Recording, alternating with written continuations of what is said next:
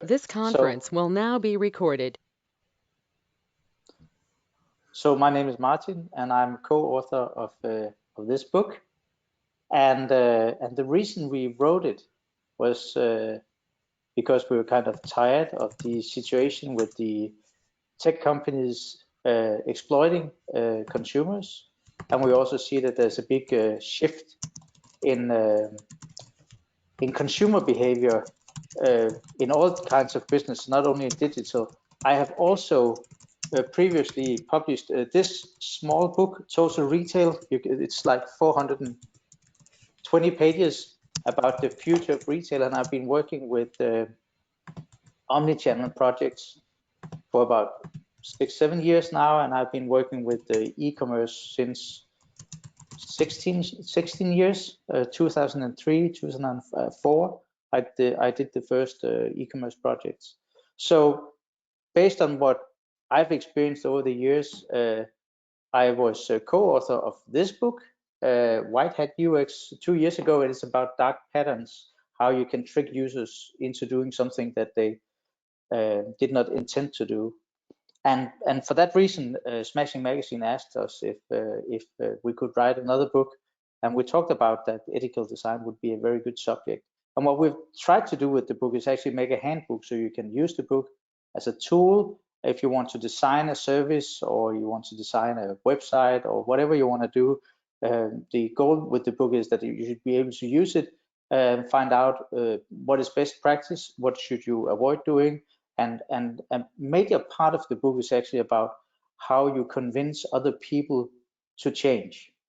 Because you all know that you can make the best plan ever, and then at the end of the day, you also need approval to do something in a different manner than before. And there's a myth about the ethical design that if you do something in a transparent and honest way, the conversion will drop, and that's simply not true. So that's what we've been working on in the book. And I thought it would be fun today that we actually use the book as a handbook. So in a few minutes, I thought it would be good if we started a discussion. You could ask questions, and we could start talking about your projects and your ideas, and how to do things in real life and make a change. And perhaps it would be fun for you to, if you are near a browser, go to lynxcars.com, and it's a case story in the book.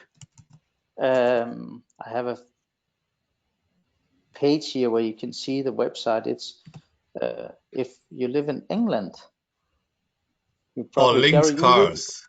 Yeah, Gary, you must know that company, right? That's the funny side. I'm gonna share it here in the chat. That's like an epic site. It is. So it's like something from the 60s, and the Valentine Ling, who worked with us on this case story in the book, I don't have any sales figures for this year, but in 2015 it was 86 million pounds that she sold cars for that year. So that's about $100 million. And the website kind of looks like a joke, but actually converts really well. And one of the things that she said about the website that she's been doing is that her ethical perspective is honesty wrapped in a boxing glove. And it's all about the customers and not the cars. So one of the things that she's been doing in order to fight Trustpilot, which contains a fair share of false reviews, is she simply wrote to all her customers and asked them to write a review of their experience with doing business with her. And then she published all 5,800 reviews that she got back on her website without any kind of editing. So people, they can go to the website if they consider buying a car from her or leasing a car. They can get other car users' experience from that business without any kind of filter on top of it. So that's kind of one case that we have in the book. And another story is actually we have Mark Zuckerberg, of course, because the funny part of Mark Zuckerberg in the book is, let me see if I can find it.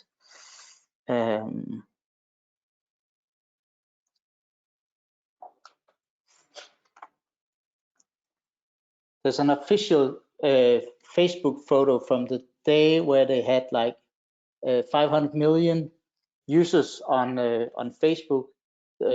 He's shown on Facebook's press photo in a frame that simulates a Facebook interface. And in the background of that photo, you can see that he's got a piece of tape over his camera. So he doesn't like that social media and services and tools, they're spying on him, which is kind of odd with the business model that he's running. So being ethical is about that you have the same standards for yourself that you expect from others. And so that's basically the short story about the book, why we wrote it, and what you can find in it. And in terms of talking change, one of the things that I've learned is that you can have a really good idea, and then you have a big issue explaining others in the team, why should we be ethical? So my first question to you is, what are you doing in terms of thinking about business ethics and design ethics when you do software? And how do you convince others that it's a good idea doing it? Gary, would you mind starting? Oh, I think it's an interesting, because actually it's something we've been discussing recently about how we can how we handle bias. Certainly when we look at working with data, how we capture and how we can be aware of bias. So I think one of the things is just by discussing it, we can start in our testing to ensure that we are aware of that. I think the other one is certainly in the developer community to ensure that we're talking about this, to raise awareness, so at least there's a common language of this. But I think it's interesting because I've written I'm doing a couple of podcasts next week, people, and one of the things that comes up as we're discussing what we're going to talk about is around ethics, is around the need to be seen to be doing the right thing, the need to put people and humans at the center of design, and actually be the sort of company that you'd want to be proud of. I think one big problem when you do digital projects is you have so many people with so many different roles involved in a project. And let's say that you work with product management or you work in marketing, and then you just decide that you want to make a product where you have you handle all the consumer data in a safe way and everything is encrypted. How should you know that it's actually encrypted? How can you verify that it's everything is in a good condition? You can have the intention that you want to be, but then you hand it off to a development team in Bulgaria or whatever, and then you need to actually look into the code and find out, did we do it the right way or did we just talk about it? So my experience is, if you want to be fully transparent and ethical about what you do, you also need to set up kind of a team where you have experts from the different functions in the project, and you actually need the test team to verify and sign off that yes, we checked the passwords in the database and they are not in clear text. I think just coming back to you, Martin, I think that's a really good point. I think I'm trying to think the exact quote, but trust but verify is probably the point. We're trusting people to do the right thing, but we're checking. I did a sign-off review this morning, and this was one of the lines, and it said, I won't go into the details of this, but it was around an encryption algorithm. This doesn't get signed off until we check this. And coming to the point of trust, our customers placing us when they use our products, they are placing trust in us. It's important that our developers that we are taking responsibility for what we do. We need to check. Yeah, trust but verify, I think, is something we do. But it's a really good point. How about you, Ellie? Perhaps you can start by just introducing yourself, Ellie. I think you arrived like 15 seconds after we started. Oh, sorry about that. Yes, I'm the founder of a digital experience platform software named Jaya, coming from the content management world. And actually, the ethical way of doing things resonates a lot because, you know, when we decided to introduce personalization of content in our software platform, we decided to build an open source project, a customer data platform, to have the best possible view of and the behavior of the users for a good reason, to deliver the best possible content. And by creating that sort of hub, immediately the fact that you have that amount, the capacity of aggregating data from any kind of different sources delivers the best possible knowledge about what is the user. And you know how you can respect their privacy, because you're obviously doing that without the consent of the people at the time. I mean, it was 6 years ago. And all the GDPR and CSPA and so on were not there at the time. And you did not have also that many breaches in the company's database, or people that forgot to apply the basic security setting on Elasticsearch database, for instance. So this kind of things were really the point where we try to implement things that were you know, common sense, and saying at a point user need to be in control of their data, need to understand what you are doing with it. And if you put that at the very beginning of the building of what the software is going to do, and you explain that to the people in charge of developing it, ultimately you could lead to have, and if it's open source, then you lower the risk of building something that is by nature not ethical. And that's and you know, I remember when we launched the Apache Unomi project, so this is the open source customer data platform I was referring to. I remember when we launched at the ApacheCon Budapest back in 2015, I think. And I remember that an interview with a journalist saying, okay, you say that you can have powerful marketing tools and data privacy at the same time, but if you ask, it may be a bias from the fact that you're French, and in Europe you care about the data, but in the US people they don't care about the data. If you get a $10 coupon, then they will give away the data.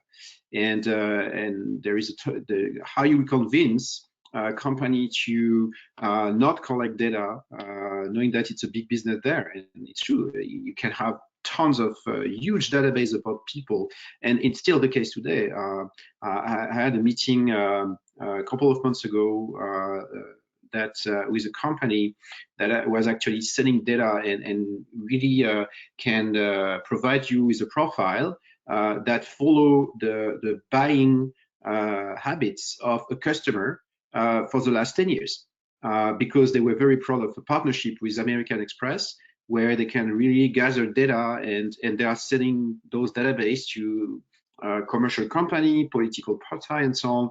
And when I ask about but what about the data privacy, the GDPR things, and and knowing that in the even in the US, more and more states are actually implementing privacy rules. They say they were not quite aware about those kind of things. They think that they can continue to do this kind of business. And if the purpose of the software at the beginning is not about you know, taking care of the data you need to make the software working, if you are not if you are not putting that at the very beginning of the concept, then you cannot ask the developers that building it to do it. So it's the privacy and the ethics in the way you build a software is not something that is, it's not some milestone in the project. It must be here from the bottom and must drive every single decision the same way that where you build a software, you need to think about the end customer. You need to, okay, what is needed, how I can help solving a pain. It's not something you decide at the end of the process or at the point in the process. It's something that it must be completely transversal. And that's the only way to be sure that from the beginning to the end, those kind of ethics will be seen when you deliver the final piece. I totally agree, and I think a lot of companies, they will learn in the next years that they have old platforms they've built and they have to throw them away, because you cannot add security and ethical design as icing on the cake. And actually, one fun thing about this is that some of the new legislation, like the GDPR, is forcing companies to design their software in a specific way if they want to operate within the European Union. And since you quite often build one software platform and ship it to the rest of the world or all over the world, you'll see that a lot of software platforms will actually improve consumer safety and consumer standards in countries where they have no law demanding that you do it, but simply because you only build one software platform and you need to sell in the European Union, then you'll ship that better product to the rest of the world also. Yes. And the thing is that a lot of people, and I also got that answer from a lot of US companies saying, look, we are just selling in the US, not in Europe, so GDPR doesn't apply. And that's a mistake. It's not a geographic thing. It's a citizen thing. So when I heard that, I say I'm in the US, but I'm still a European citizen because I do not have the US passport yet. And when I'm connected on your website, being in San Francisco, guess what? I can claim that I can leverage the GDPR. And if I ask you to delete the data you collected, you have to comply. And you know, that's kind of but again, we and I encourage you also read a book from Christina Podnar. She's a great author about digital privacy policies, and we wrote together a white paper about GDPR and you know, consequences about those things. I deeply think that the way you are dealing with your customer data will define you as a company. It was difficult to hear that maybe 5 or 8 years ago, but today it's really common sense. And a lot of people are really can be really hurt by the way they expose the data of their customer. And now there are huge fines. So for instance, British Airways or Marriott last year get fined by the ICO in the UK around £200 million because of data breaches. So it's not because they didn't respect the privacy, it's because, you know, they exposed data, and the fact that they didn't take the proper measure to avoid those kind of things now cost tons of money. So this and I really think that privacy and data are not incompatible. Actually, I really think that it's exactly the opposite. If you explain to people why you're collecting data, if they understand it and see the benefits, then the quality of the data you collect will be better. And if the quality of the data is better, all the algorithm that you're using, all the personalization, and ultimately the experience you provide thanks to those tools will be better. And if the experience is better, guess what? Customer will buy again. So privacy and growth are absolutely aligned if you are doing the right way, but it's difficult. And it's a complete reverse of thinking, because for the long run, everybody was thinking about quantity. The more data you collect, it's like spam. You send 2 million email, and if only 0.5% click, and you get a sell. Now it's you get better data, less volume, but better quality, and you will get more reward. And a lot of companies need to shift from the spam approach, I would say, to the quality and the privacy focused type of commerce and consumer experience, because it's becoming a super sensitive topic, including here in the US, from my point of view.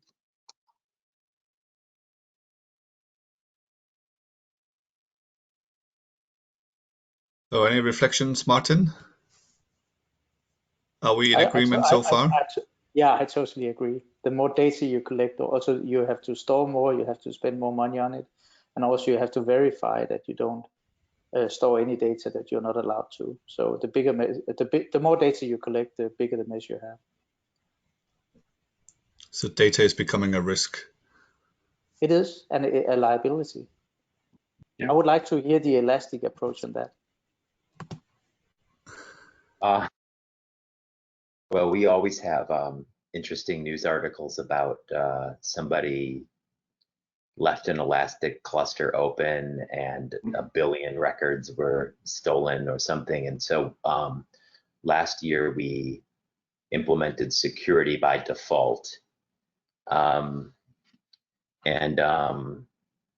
since we're recording this, I can't give you the statistics, but not a lot of people really like security with software. It's almost an inhibition. And you know, me being sort of from the old Silicon Valley school of thought on things, is that openness breeds honesty. And there's nothing like sunlight is a great disinfectant, but with software, it's so different in the real world, and it's so different per application. It's hard to say because we have so many different use cases. Like, for example, you know, with Uber, when you use Uber, when you do the car and it determines where you are and it matches you with the car and the location, the geospatial information, everything, that's all elastic in the background. And it needs to be as open as possible, tied to a username. But then there's also like a group like Barclays that's using it to disperse break fix, mostly men, to their ATMs when they break. And that's really sensitive information. That got them in a lot of hot water many years ago because people were tweeting, hey, there's another Barclays ATM that's broken, you know, over by Piccadilly Circus or whatnot. So I think security is definitely a balance. A lot of people use our products for the monitoring of security. And what we see is a trend towards more observability, more alerting, more actionable defenses against security risks. And also with data, you're able to get out of the software, go on with your life, and then be alerted when there's an exception, or get the signal through the noise. And so that's kind of where our approach is these days. We've recently kind of reorganized our efforts a little bit around security and acquired a company called Endpoint with about 500 employees. And so we're getting into endpoint security as well. So securing the desktop, mostly for Mac and Windows machines, but soon into Linux. And I see that as being a really interesting challenge when we're faced with, you know, being an open source company, but also being focused on security. So it's, I mean, we could, you know, talk about it over a beer or a glass of wine or something, probably more candidly, but yeah, it's definitely interesting.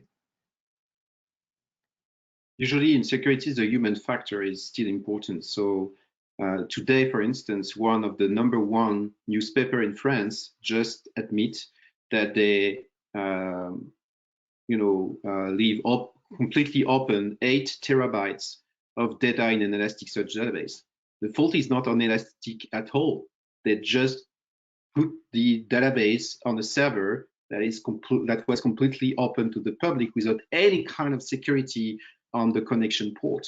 So, I mean, you can put all the modules, layer, whatever security. If ultimately people are doing that, I mean, that's the problem. And I think that what you just say, Sean, about the fact that security by default to avoid those kind of damages, I mean, it's one step ahead to lower the risk, but still, sometimes security is a constraint. And if a developer, because he has problem to connect to the system, kill all the security to do one thing and forget after that to, after the launch and make it public to put again the security modules, then yeah, we can put all the security we want if ultimately people doesn't follow the rules or the basic things that you have to think about when you expose and manage those kind of huge volume of data now.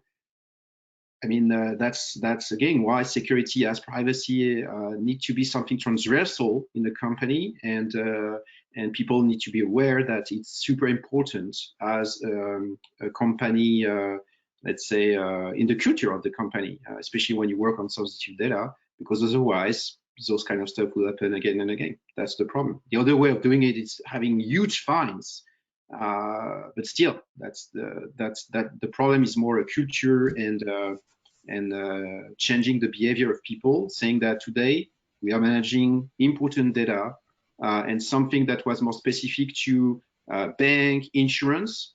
Those days, everybody, all companies, all people that are selling something online are managing data, and you are now the obligation to protect those data. And that's why basic security knowledge and understanding need to be part of all the people that are working on those kind of projects that are controlling data of people. I think that one of the key issues with data security is top management.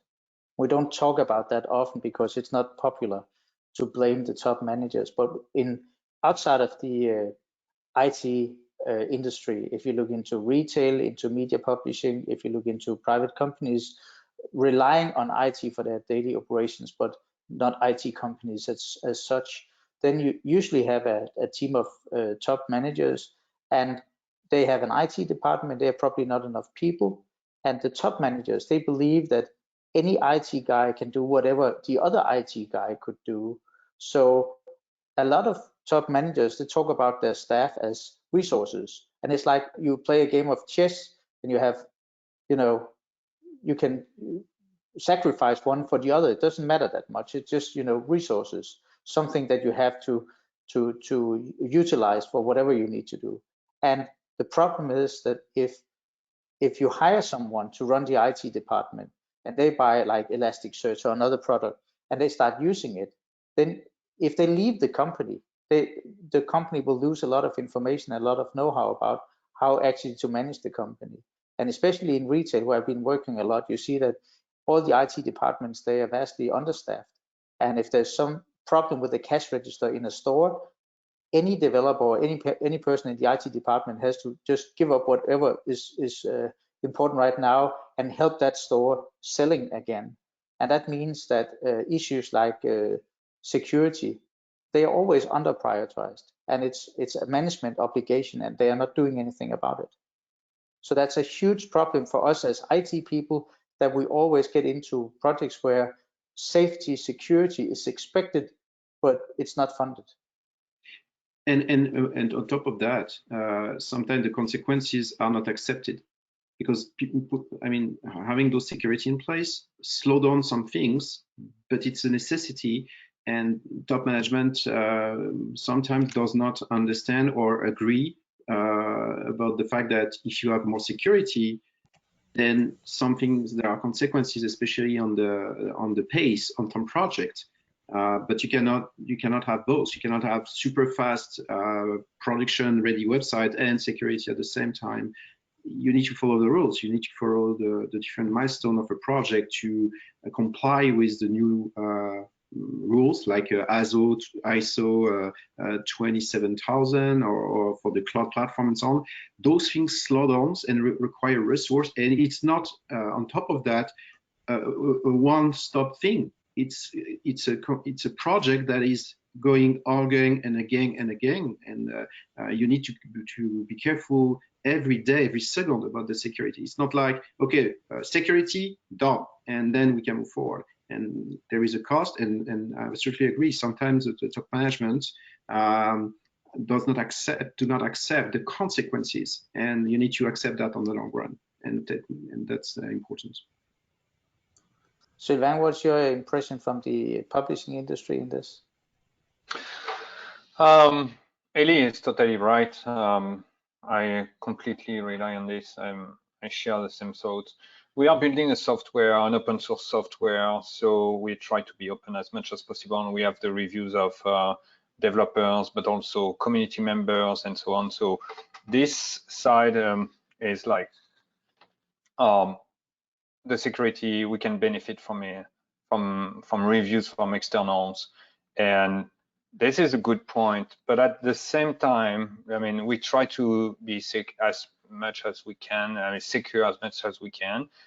But at the end of the day, we build a software. I mean, at Bexa, we build a software that is extensible, customizable. And indeed, if the developer decides to remove security because he has a problem implementing a feature, then after it goes to production. So it's also about teaching. It's also about mentoring partners and customers, people that are using our softwares, to put them in their mindset about, you have to think about the security, be careful when you change something. So they have also to change their mindset. I have a colleague that is an engineer that is saying, think about, change your mind and start thinking like you are a hacker of the system. And it will give you another perspective of when you implement a feature, how you can make the software more secure.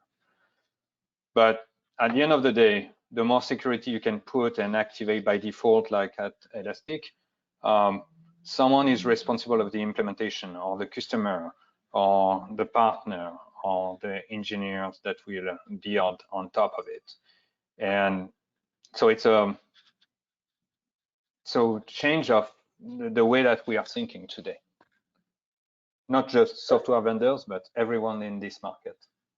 But it's really a delicate issue, because if I buy your software platform and I make a newspaper that I publish using your software, and my development team, they switch off all the security features and I get hacked, I'll go back to you and I'll blame you because you sold me the system. And yeah, so that's really interesting to see how that will change or if it will change in the future. But as a software vendor, you really have to implement safety and privacy by design, and then you have the risk that people will switch it off anyway.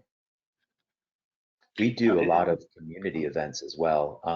So you name it, whether it's Black Hat or the Red Hat conference that was just there, we participate in all of those, and a lot of our users go there, and we sponsor a lot of those conferences. We spend a lot of money sponsoring those types of conferences, so that, you know, when the rubber meets the road, or brass tacks, or when it comes down to it and it's all boiled off, we don't come across smelling like a skunk because we did the wrong thing.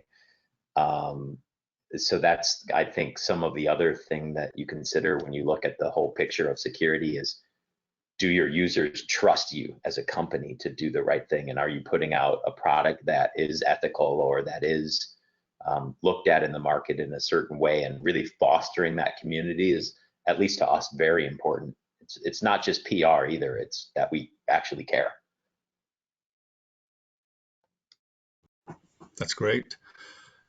coming up at the end of this call. Any closing questions for the handbook? Katie, Gary, anybody else? We can still do 1 or 2 quick Q&As, and then I'll stop the recording, and then we can do like the unofficial last 2 minutes. I have a question. So, Martin, if I want to buy your book, can I go? Do you have a website that I can go to? I mean, I know I can go to Amazon, but can I buy it directly from you? Or? No, actually, you can buy it from Smashing Magazine, and it's shipping. I'll put the is link in included. the blog post, okay? Shipping is included all over the world, so it's the same price. Okay, thank you. Anything that, given your vast experience, Martin, any big lessons learned when you were, spending weeks, months on the topic, getting the handbook written? Anything that changed your perspective? I was actually surprised when we did research on what companies did, that we found a lot of strange incidents as we expected, but we actually also found a lot of companies who are trying really hard to do the right thing. And it's like, it's quite often forgotten that so many people strive to do the best they can, because what the media tells us all about is all the data breaches and all the design issues and everything that's wrong in digital design. And what I've learned is that people, they work really hard to change the world for a better place, and we are moving in the right direction. Actually, it's a quite good message. On that note, let me stop the recording. Thank you very much, Martin. Please stay tuned. Thank you. Thank you.